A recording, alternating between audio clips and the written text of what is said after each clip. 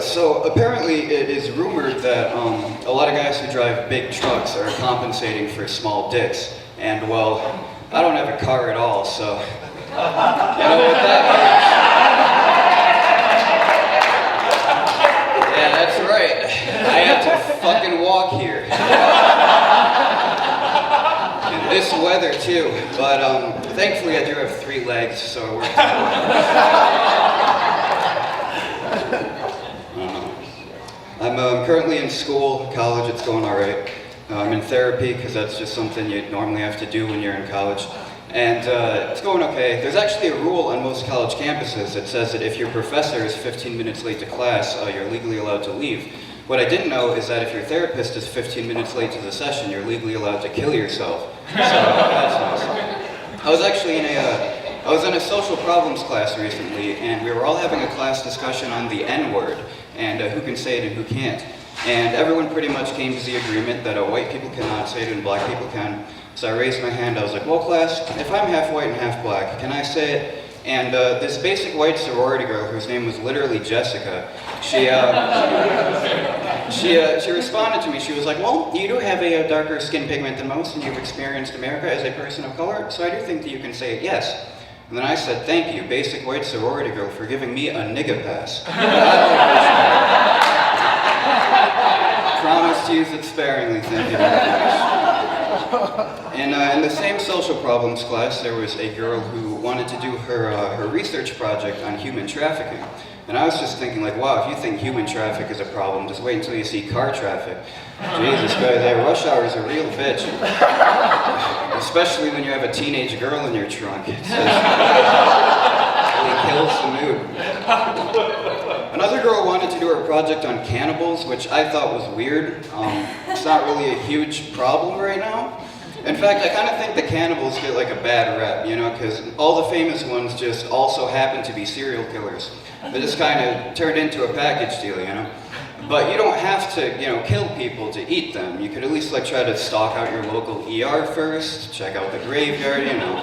Like I eat burgers all the time, but I don't kill the cow. Like I wait for the farmer to do his thing, cannibals can wait for the drunk driver to do his thing. It's part of the game. Then maybe they can start being more accepted by society, you know, call themselves the Homo sapien Yum Yum Society or something.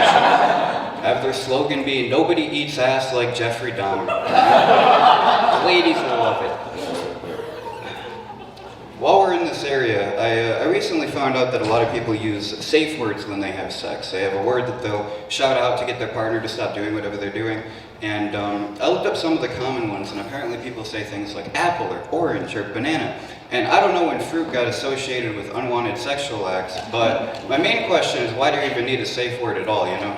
How about just don't finger my asshole?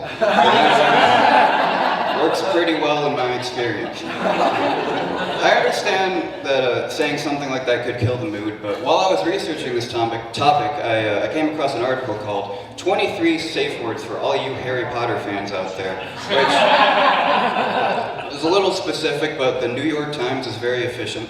And a lot of the words were just like houses of Hogwarts. And I don't know about you, but if I was like, I don't know, biting a girl's nipples too hard and she just yelled out Hufflepuff, I'd probably burst out laughing. But the mood would be killed immediately. I'd have to say something smooth to bring it back, like, oh, you like Harry Potter? Well, catch this dick slithering into your pussy.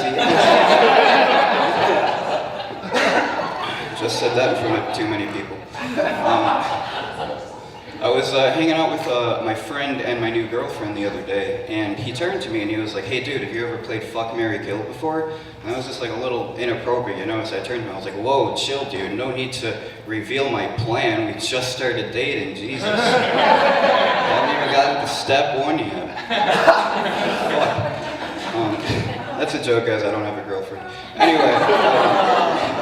I was actually, I don't have a segue for this, but I was born with a disability, a condition called nystagmus. It has to do with my eyes. It causes my eyes to wiggle back and forth, and I see about half as well as normal people. But the important part is the wiggling, because when I was a kid, I had to go to a weekly support group for this condition, and they called it Wobbly Wednesday, which I thought was a pretty offensive use of alliteration.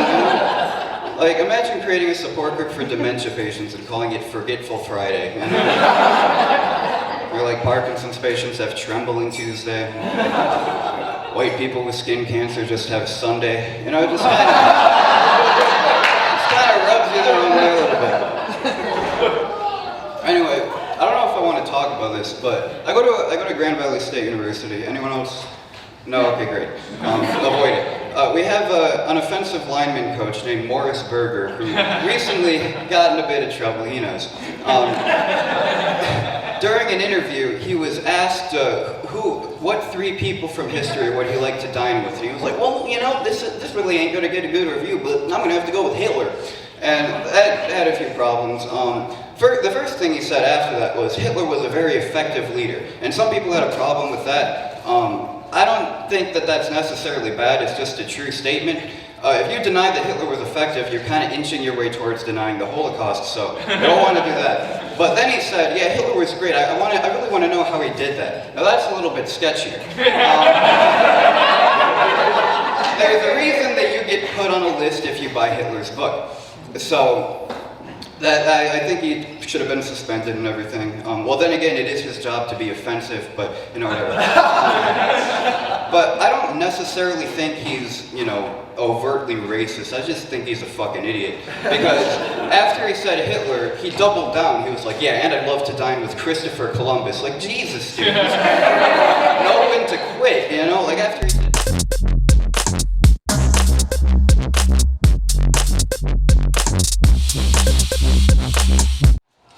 I started working down at Butterworth Hospital recently. Got a valet job down there. And it's been going pretty well so far. I like it a lot. The best part about it is I'm going to be able to work my way up, you know?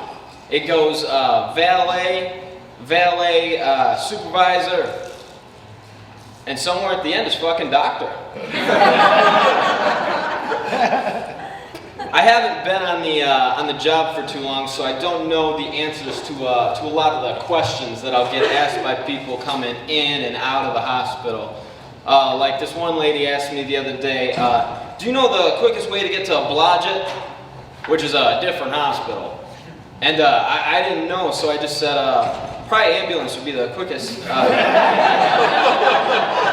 way. And she didn't laugh. She didn't appreciate. She didn't appreciate the joke, which is one thing that I'm kind of slowly learning working down at the hospital is that a lot of people aren't in joking moods down there, and I kind of hit them with a different wavelength than the one that they're on when I crack a joke. So I don't know how long I'll last down there, but so far it's been all right. I see a lot of pretty girls coming in and out of the hospital. I haven't really nailed down an approach yet for talking to them. One thing that I've been trying recently is I'll see a pretty girl sitting somewhere, and I'll just walk by and I'll drop some shit, you know, and you know, if they're a nice person, you know, they'll be like, oh hey, you dropped your not knowing what they're getting themselves into, you know, just by being a nice person, which I guess is sort of a Ted Bundy-esque way of courting a woman. Like next I'm gonna be wearing a fake cast around and be like, hey, can you help me get this couch in the van? Like,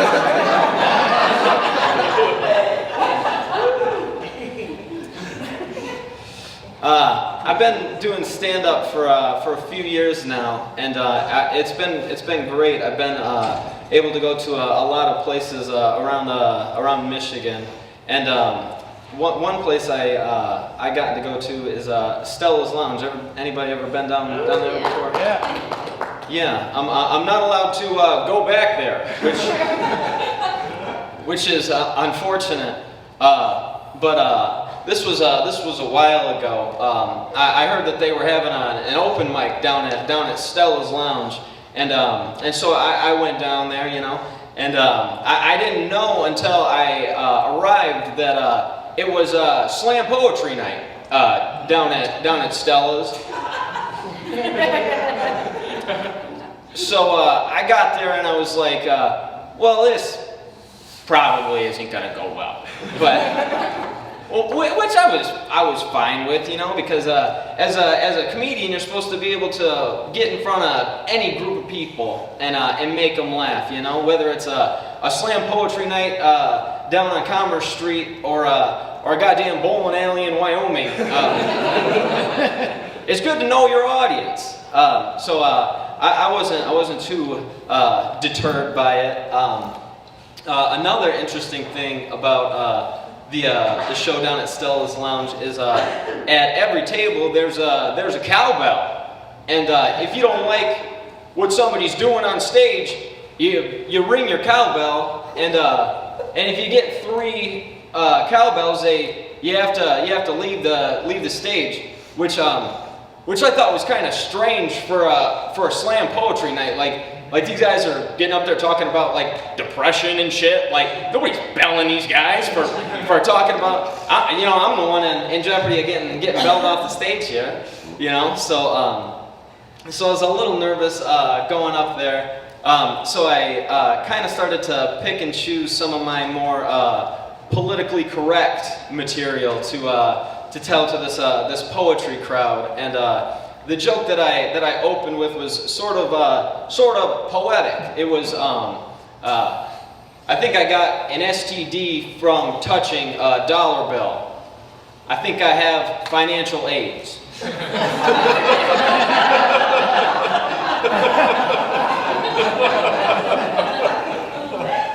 And they ate that shit up. They loved it. One motherfucker was in the back snapping and shit. I was doing well for the first couple minutes. And I kind of started to run out of my softer jokes rather quickly. And then I kind of felt the audience kind of start to twist in their seats a little bit. Like, are we offended? I think that we're gonna get pissed off at this guy for saying this stuff. And at that point, I was like, nah, fuck these people. And I pulled out what I believed was my most offensive joke at the time. To I didn't want anybody leaving, wondering if they're offended or not, So I wanted to knock these motherfuckers off the fence, pretty much, and really let them know. And so the joke that I ended on was I really hate it when girls are really loud in bed. It's like, quiet down. Nobody's coming to help.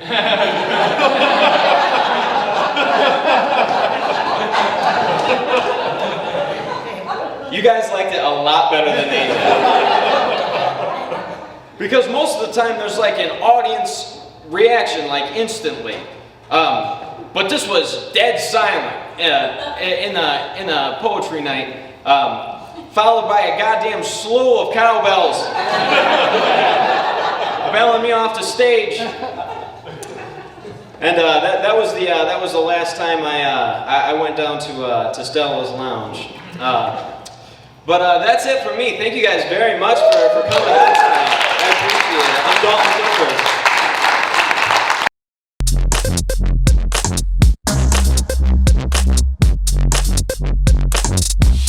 I went to school in New York, where in middle school is very different. So middle school is 7, 8, and 9. Much different than what we have here in Michigan.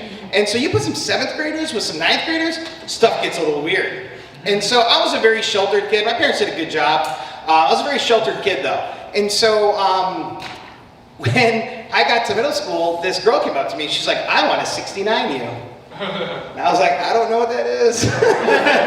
Like when the teacher's like, turn to page 69.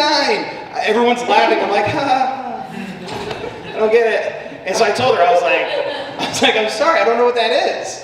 And so she drew it out for me, right? She drew a 6, she drew a 9, and she was like, this is where my head's at, this would be your penis. And I was like, I still don't get it. She goes, you must be a kinesthetic learner. And I was like, what the hell is kinesthetic? And she was like, that means you're really effective by doing. And I was like, how do you know so much? She's like, right? I was like, how do you know so much? She goes, well, I am your English teacher. Come on, yeah!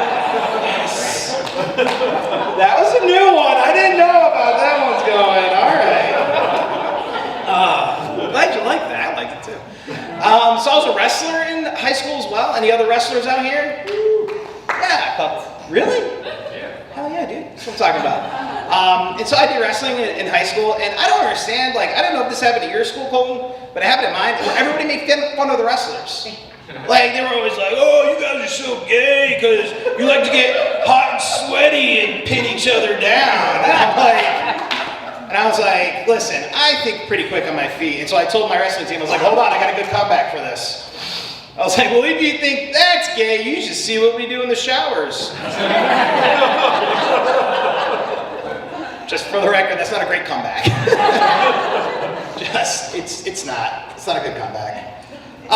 So this next joke, I like to dedicate to the Jeopardy World Championships, because that just happened the other day. So I'm gonna give you an answer, and then we'll talk about the question. Gym bag, condoms, and dental floss. What are the things I take on vacation and don't use? Still working that one out. It's fine. I think facial recognition systems have gone way too far, especially with your phones. Like, it needs my face to open up the phone, so you have to look at it kind of dumb, like, right? And then there's one for your dating apps. So like on Tinder, you have to give like your best duck face, like from that 33-degree angle. But the worst one is Pornhub. You have to show them your orgasm face. Like, oh, right? I told that joke, it's a brand new joke, and I told it the other night, and some elderly woman from the crowd was like, maybe that's why you're single. I was like, you're not wrong.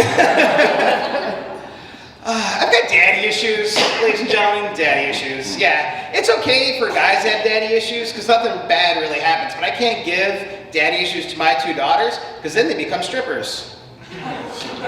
Yeah, it's okay for them to have mommy issues, because girls that have mommy issues go away to liberal arts college and have a lesbian experience. I can relate to that.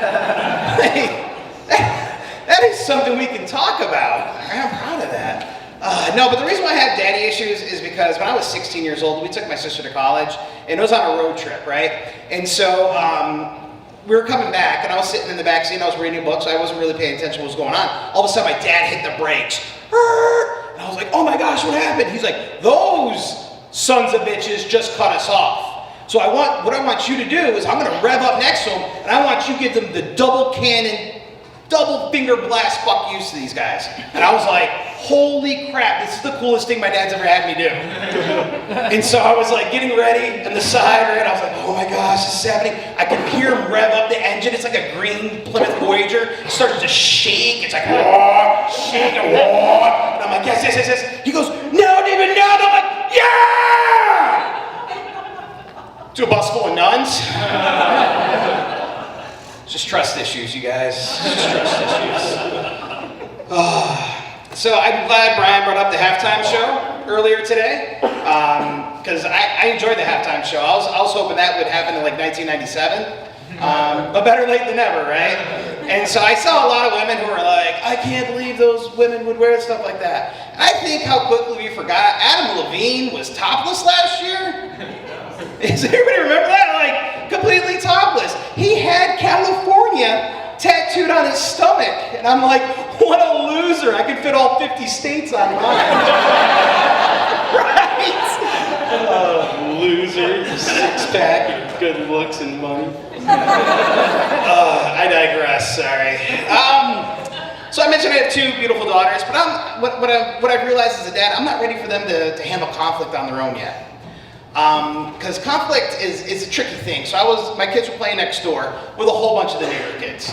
And so I went over there to see how they were doing. And at the same time, I saw this kid. Let's call him Timmy, just for sake. And he went up to my youngest daughter and he told her to shut the hell up. Yeah, and I was there and I was like, this cannot stand. I'm gonna teach this young man a lesson. And if 15 years of anger management has taught me anything, it's that you have to talk to them in a calm, cooling, sophisticated voice, so they know that you're coming from a place of love, right? So I was like, hey Timmy, hey buddy, hey, hi, yeah, I don't give a fuck that your dad's in prison. Yeah, you keep pulling this shit, I'm gonna start dating your mom.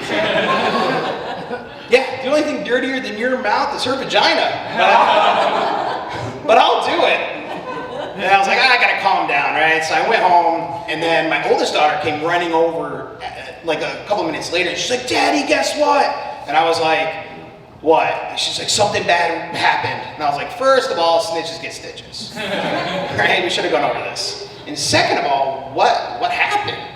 And right then, Emmy came through the door, and I was like, Emmeline, what happened? And she was like, well, Daddy, he told me to shut the hell up again. I said, and? And she goes, well, I remember some of those wrestling moves you taught me. I was like, okay. And then she just walks by and she goes, he is weak. I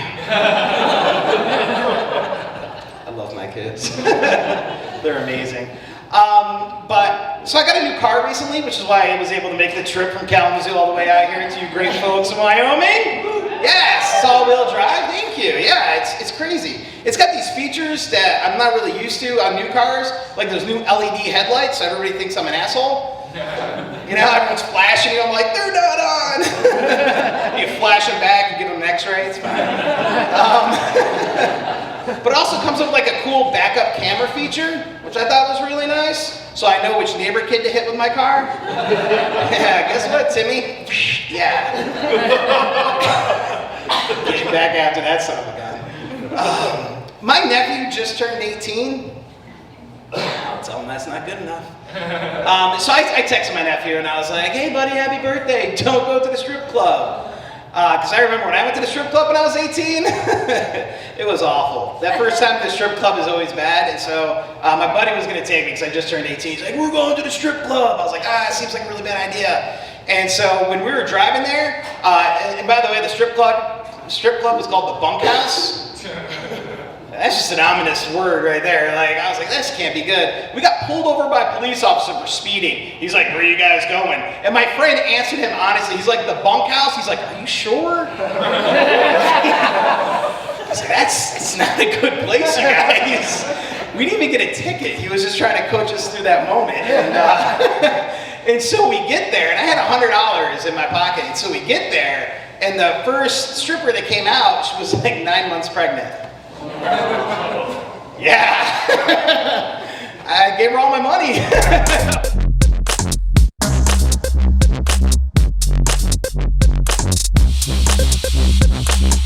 You guys like shitty TV? Yeah. One person? You liars. You drove out here for a free show in a snowstorm. You like shitty stuff, people. I hate to break it to you. I'm closing. I know this people. I know this crowd. We're a group here. No, I love shitty TV. Like a lot of shitty TV shows. I like some Gordon Ramsay stuff. That's always fun. But my favorite is Naked and Afraid. You guys like that show? Anybody know that show? All right. So they take like a guy and a gal, and they pair them up, and they tell them they have to be butt naked for no really apparent reason, I guess. But they're like, you have to get butt ass naked. Like, okay. And they send them out in the middle of some jungle or somewhere to live for 21 days alone with just 1 or 2 items that they get to bring with them. It's insanity. Like, these people hate each other too. They obviously are not looking for them to get along out there. They want good TV. And I sit there in an armchair, quarterback it, we're watching, and I'm just disgusted, like, guy can't start a fire, what a piece of shit. Start that fire.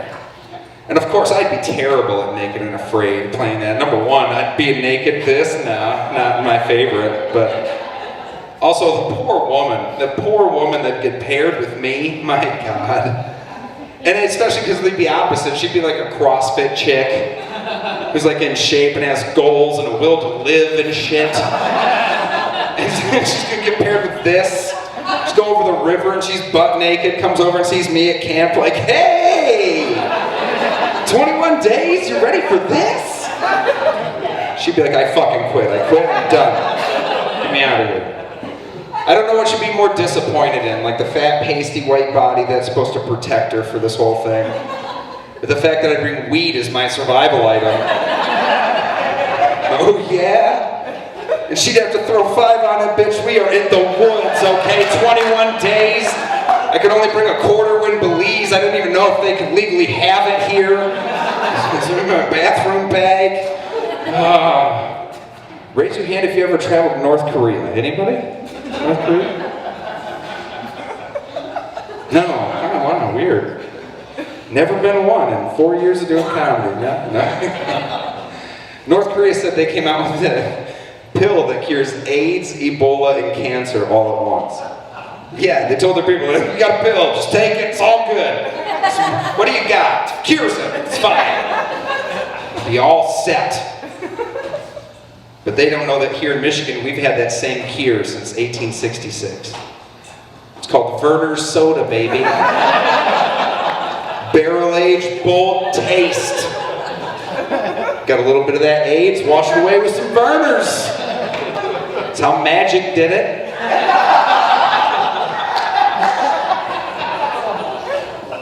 They're like, Magic, you're going to LA. He's like, I'll pack a 12-pack, I'll get my ass out there. I'm ready. Let's hoop. Let's hoop. Fuck yeah. I don't have a planned joke for this, but in all NBA, the best highlight you'll ever see is Magic Johnson slapping Kevin McHale in the back of the head after a layup, if you've ever seen that highlight. He dunks the ball, acts like he's running back, kicks back, steals the ball from the inbound from Kevin McHale, lays it back up, and as he's running back, slaps him in the back of the head and points at him. And then threw him a fucking burner, saying fucking Oh my God, Magic Johnson. Actually, too, I think it could cure coronavirus. Maybe we just gotta send some burners over there. Save them. Chinese also, too, those people have created a blowjob machine. Mm-hmm. You guys gonna put your dick in that thing? I'm not gonna, no way, no way. Looks like the outlet at a bowling alley, actually. I think it's just like that outlet in the bowling alley. You see that thing, I don't trust it one bit. Plus, there's obviously a political aspect to this. We know the Chinese. We know they're smarter than we are, obviously. They're gonna run an algorithm. Find out when most Americans have their dick in this machine. You're gonna push a few buttons, that thing's gonna cinch up, and all of a sudden, zoom, boom! Your dick's gonna be caught in the wall. And then there's a man on the other side of the wall in the same exact predicament. Zoom, boom! His dick also caught in the wall. Creating a new generational Chinese finger trap. Yeah. How do you get out of a Chinese finger trap, everybody? Gotta touch tips. It's the only way out to relieve the pressure. You have to touch tips. It's genius. The Chinese are gonna make American men have to touch penis tips to get out of the machine. They'll never do it. Homophobia will win them America. That's exactly how they're gonna do it. I'm calling it right now. It's my word across the bottom. It's them, they're coming. No,